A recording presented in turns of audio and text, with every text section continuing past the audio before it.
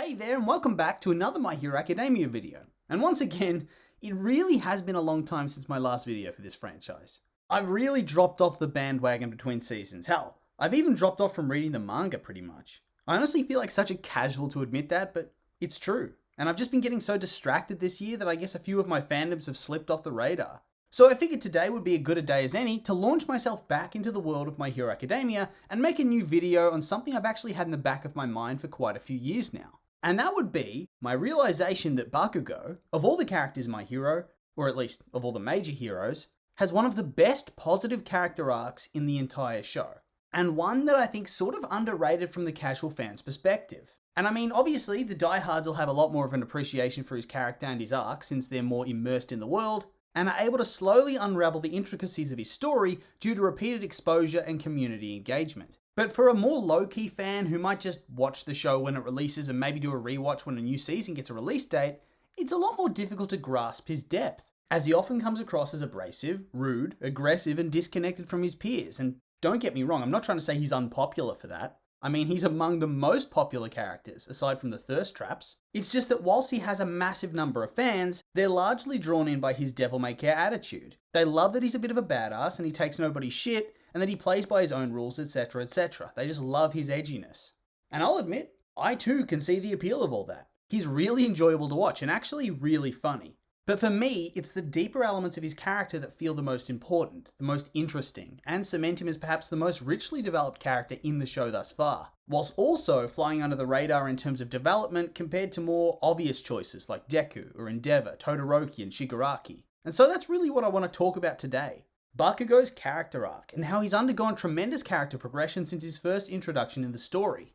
God, on one hand he feels like an almost completely separate character based on the way he behaves, but if you watch it all play out again, it's such a gradual progression that he undergoes. So you don't really notice it apart from a very few key character moments here and there. And then when you look back on it, you realize just how well written it is. So when we're first introduced to the character of Bakugou, he's just the worst sort of kid. He is strong, and he knows it, and it's made him into a massive bully who likes to make others feel small in order to make him feel better about himself. Because despite his immense strength, he's still deeply insecure.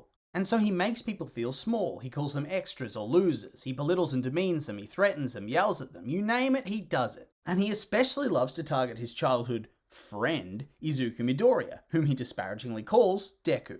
He torments him. He teases him for being quirkless. He probably beats him up from time to time. He tells him to kill himself. He destroys his property. You know, typical bully things. And pretty quickly, we learn that a lot of his hatred towards Deku comes from his anger that Deku has no quirk, and yet he still acts brave, like he can do anything. And this causes a bit of an existential crisis in Bakugou, who at this point subscribes to the school of thought that strength equals bravery equals success. And for somebody whom he considers to be a quirkless weakling, to continue to strive to be his equal, to be the same as him, threatens him, and makes him lash out and try to stop that behaviour in its tracks. And we see this continue right through Season 1. He's angry that Deku's going to bother to try and get into UA. He's angry that Deku seemingly has a quirk now and has supposedly been making a fool out of him this entire time. He's angry that nobody else seems to dislike Deku the way that he does. He dislikes that Deku's stronger than he anticipated. And he's especially angry that their childhood idol, All Might, seems to dote upon Deku and works with him to make him stronger. And of course this just makes everything worse. And so whilst he does have a little bit of growth, making friends with some genuinely nice people and not just sheep who will follow him in whatever he does, he still has this massive inferiority complex which makes him lash out and not play nicely with others at all, especially Deku. And this attitude carries over into Season 2 for the sports festival, where he seeks to prove to the world that he is a future #1 in the making and that he's far above any of his peers. And by acting this way, he alienates essentially what is the entire school and makes his class the pariahs of UA. And then he gets very angry that Todoroki seems to view Deku as a far more capable rival than him, and the person that he needs to worry the most about, before he loses his cool after Deku wins the first event, and thus his inferiority complex comes back in full force, forcing him to push harder and harder to try and win to prove himself. And win he does, blitzing the competition in fight after fight, before facing off with Todoroki in the final. And now Todoroki in the meantime has undergone some character growth of his own, finally using his fire to face off with Deku. And so Bakugou wants that same power, that firepower. He wants to prove that he can beat Todoroki at his best, and thus show he can do what Deku couldn't do. And what do you know? Todoroki falters, and so Bakugou only defeats the Ice Side, and thus he feels cheated and behaves very badly in the aftermath, prompting Best Jeanist to request him for his hero internship so that he can try to address some of these bad behaviors. And this is the very start of his path towards redemption, because Best Jeanist starts to teach him a number of key lessons that slowly work their way into his behavior. But despite this, at the time of the internship, he's not very appreciative of any of Jeanist's advice, and this is made worse by the fact that he feels like his main rivals, Deku and Todoroki, have been greatly improved by their internships, and that Deku's now able to use his quirk at will, and even worse, is now adopting many of Bakugou's moves. And so once again, that complex rears its ugly head, and he becomes more afraid of Deku perhaps being able to surpass him in the future, and thus he declares that he's going to earn top marks at the upcoming final exams. The only problem for him is that he's paired up with Deku, whom he hates, and does not want to work with to fight against All Might. And here is where we get our first sprinkling of actual progression, or at least positive progression. Because obviously prior to this, he was spiraling down further and further and getting more out of control. So he declares that he'd rather lose than ever work together with Deku, and thus they're almost defeated by All Might until Deku manages to talk some sense into him and remind him that this is completely out of character for him, that he isn't the type of person to just give up, and that he's the type of person that just keeps on fighting and never believes he can lose. And so they fight All Might, and Bakugou fights until he gets knocked unconscious as a decoy, with Deku delivering the sneak attack before escaping with his body. And in my opinion, this is one of the most important early Bakugou moments, where he cements that even though he's abrasive and a bit of an asshole, and even though he has a pretty severe inferiority complex, that he'll be able to keep on fighting to the end and start to be able to work together as a team in the future. Whereas previously, due to said complex, he always wanted to do everything himself. He wanted to be the only person that people were watching, to see that he's the best. And so this was that first step that he really needed. That wake-up call to try and help him realize that he doesn't have to do everything alone, and that accepting help doesn't mean he still can't be the best. And I think that in hindsight, this is a really powerful sequence, and it really showcases that inner struggle, showing how far he's come to actually get to this point from Season 1, whilst also showing off how far he has to go from here. And then they double down on this motif of accepting help during the forest training arc, where he's forced to accept aid from both rivals and extras, because he's the main target of the League of Villains attack. He's who they're looking to capture. Well, of course, there are a number of other targets they're interested in killing. And then after he's actually captured, he's then forced to accept that he needs to be rescued by his classmates. And he doesn't even complain all that much about it. Oh, and also, he wants Deku to stay back to avoid him getting hurt, and also to prevent him from feeling like he needs saving.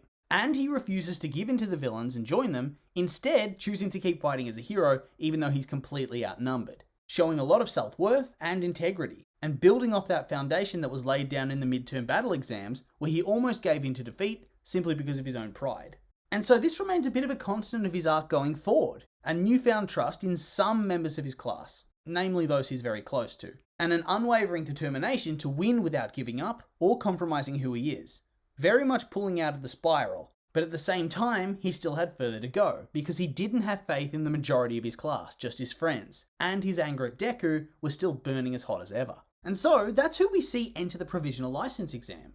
Somebody who plays well with a small group, and who's a top-level fighter with immense fighting spirit, but who detests weakness, and yet at the same time, also detests anyone that's strong enough to challenge him, whilst also not caring about the majority of his potential allies. And thus, he fails the exam because he's terrible at rescuing and making people feel calm and safe. And so, this makes his inferiority complex come back in full force, and he sneaks off at night to fight Deku to sort of get all their angst out on the table, where he learns that Deku isn't mocking him, or thinking that he's better than him or looking down on him. He's just genuinely excited to see what Bakugou can do with his quirk.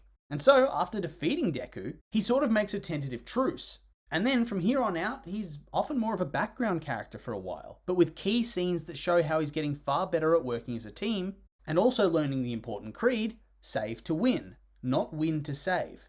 And this helps him learn that victory can come by stopping somebody getting hurt, not just defeating villains, and thus, by the time of the joint training arc, he's a whole new person, working with his team, relying on them, whilst also being a complete and utter beast, as well as a tactical demon. And at the time, it's kind of meant to feel out of nowhere that he's conquered so many of his problems, until you realise that this development's been slowly plodding along in the background, whilst the story's mostly focused on Deku's personal growth and heroic journey, and the whole Todoroki family drama and learning to come back together to heal.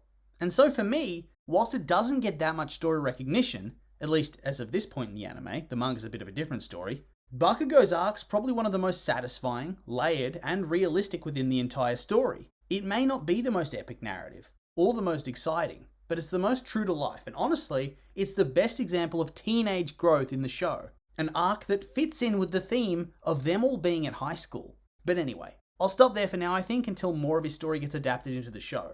And so, I would like to remind you that these are just my opinions, and now I'd like to hear yours. What do you think of Bakugou's character arc? Think it's as good as I do, or maybe not? I'm curious for your thoughts, so make sure to like, comment, and subscribe, and let me know.